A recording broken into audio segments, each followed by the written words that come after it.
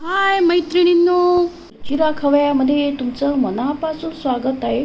आपण ते कढीपत्ता वाटून त्याचा मसाला करून आपण कढीपत्ता राईस करणार आहे. तर कढीपत्ता राईससाठी लागणारं साहित्य बघूया. आपण भात शिजवून घेतलं आहे आणि मिरे घेतले, मोहरी फोडणीसाठी घेतली, जिरं, उडदाची डाळ, चिंच, चणा डाळ आणि लाल मिरच्या आणि कढीपत्ता. आता आपण तेल टाकलं आहे, त्यात आपण ही चणा डाळ भाजून घेऊया. उडद डाळ आहे, थोड्याशा तेलामध्ये ही भाजून घ्यायचं सगळं. उडद डाळ, जिरे टाकले हे आपण आणि मिरे हे सगळं आपण परतून घेऊया, थोडं भाजून घेऊया सगळं असं. आता आपण ह्याच्यातनं मिरच्या टाकूया. आता तेलात परतून घेतलं आपण. हे कढीपत्ता स्वच्छ धुवून घेतला आहे. आता आपण हा पण तेलात परतून घेऊया. आता आपण हा कढीपत्ता आहे बघा, हा कढीपत्ता धुवून घेतला, हा पण तेलात परतून घ्यायचा.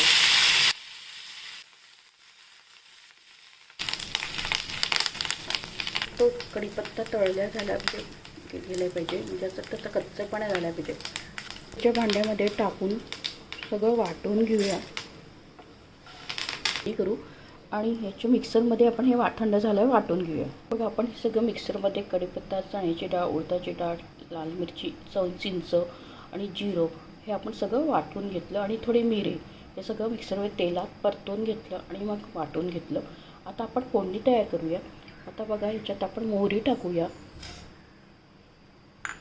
मोहरी टाकली तर ते ही चण्याची डाळ आहे ती टाकूया, उडद टाकूया, उडदाची डाळ, मिरच्या टाकूया, जिरं टाकूया. हे आपण त्याची फोडणी तयार केली करायचं आणि हा मसाला टाकायचा. त्याच्यानंतर लगेच आपण आता मीठ टाकलं ते हलवून घेऊया. आता याच्यात आपण हा भात टाकूया. या भातामध्ये आपण साखर मिक्स केली. आपण हे सगळा भात याच्यात टाकूया घेऊया त्याच्यामध्ये.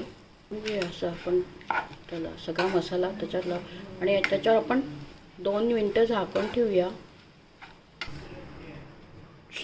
हा झाकण काढूया आपण आता आणि याला प्लेटमध्ये सर्व करूया. शिळ्या भाताचा पण तुम्ही हा करू शकता, ताज्या भाताचा पण करू शकता. कढीपत्त्याचा भात आपला रेडी आहे. झटपट, पौष्टिक आणि रुचकर, एकदम टेस्टी होतो. कमी साहित्यात होतो, जास्त मेहनत नाही याच्या. रोज रोज तेच खाऊन कंटाळा आला असेल तर हा भात एक छान पर्याय आहे. तुम्ही नक्की करून बघा आणि आपल्या चॅनलला जास्तीत जास्त फ्रेंड्स सर्कलमध्ये शेअर करा. आणि रेसिपी आवडल्यास प्लीज लाईक आणि सबस्क्राईब अवश्य करा. लवकरच भेटूया अशा नवीन नवीन रेसिपीसोबत. तोपर्यंत मस्त खा, आनंदित राहा आणि स्वस्थ राहा. असाच